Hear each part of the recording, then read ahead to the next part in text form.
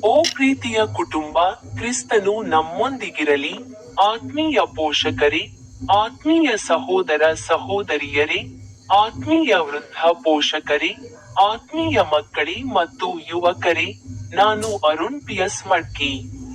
ಇಂದು June ಮೊದಲ ದಿನ. ಇಂದು 2026ರ 6ನೇ ತಿಂಗಳು. ಸಂಘಟಿತ ಪ್ರಾರ್ಥನೆ. ಸ್ವರ್ಗೀಯ ತಂದೆಯೇ, ಈ ಹೊಸ ತಿಂಗಳ ಆರಂಭದಲ್ಲಿ ನಾವು ನಿಮಗೆ ಧನ್ಯವಾದಗಳು. ನಿಮ್ಮ ಶಿಸ್ತನ್ನು ಪ್ರೀತಿಯಿಂದ ಸ್ವೀಕರಿಸಲು ನಮಗೆ ಬುದ್ಧಿವಂತಿಕೆಯನ್ನು ನೀಡಿ, ನಮ್ರತೆಯಿಂದ ನಡೆಯಲು ಕೃಪೆಯನ್ನು ನೀಡಿ. ಮತ್ತು ನೀವು ನಮ್ಮ ಪ್ರಾರ್ಥನೆಗಳನ್ನು ಕೇಳುತ್ತೀರಿ ಎಂಬ ನಂಬಿಕೆಯನ್ನು ನೀಡಿ.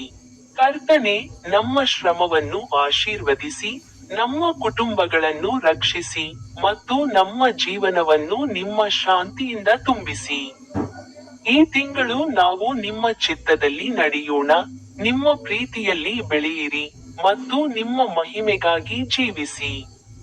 ಕರ್ತನಾದ ಯೇಸು ಕ್ರಿಸ್ತನ ಹೆಸರಿನಲ್ಲಿ ನಾವು ಇದನ್ನು ಪ್ರಾರ್ಥಿಸುತ್ತೇವೆ. ಆಮೆನ್. ಬೈಬಲ್ನ ಮೊದಲ ವಚನವನ್ನು ಹೇಳಿ. ಜ್ಞಾನೋಕ್ತಿ ಅಧ್ಯಾಯ 3, ವಚನಗಳು 11 ಮತ್ತು 12.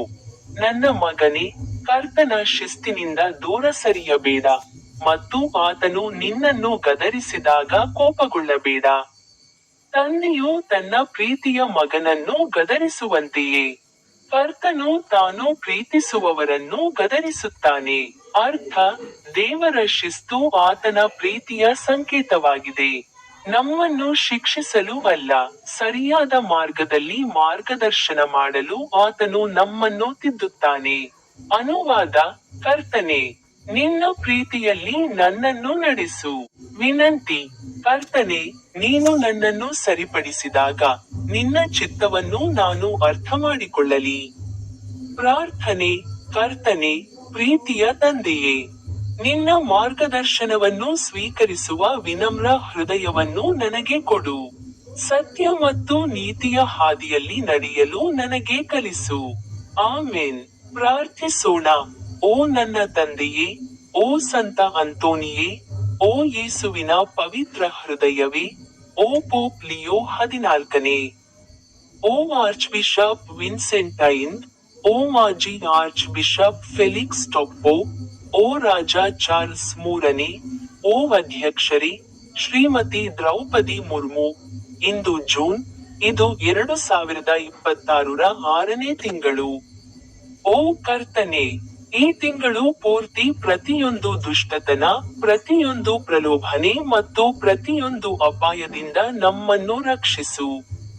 ನಿಮ್ಮ ಸಾನ್ನಿಧ್ಯವು ನಮ್ಮೊಂದಿಗೆ ಇರಲಿ, ಮತ್ತು ನಾವು ನಿಮ್ಮ ಬೆಳಕಿನಲ್ಲಿ ನಡೆಯುವುದನ್ನು ಮುಂದುವರಿಸೋಣ. ಓ ಪರಮಾತ್ಮನೇ, ನಾವು ನಮ್ಮ ಜೀವನ, ನಮ್ಮ ಕೆಲಸ ಮತ್ತು ಈ ಇಡೀ ತಿಂಗಳು ನಿಮ್ಮ ಕೈಗಳಿಗೆ ಒಪ್ಪಿಸುತ್ತೇವೆ.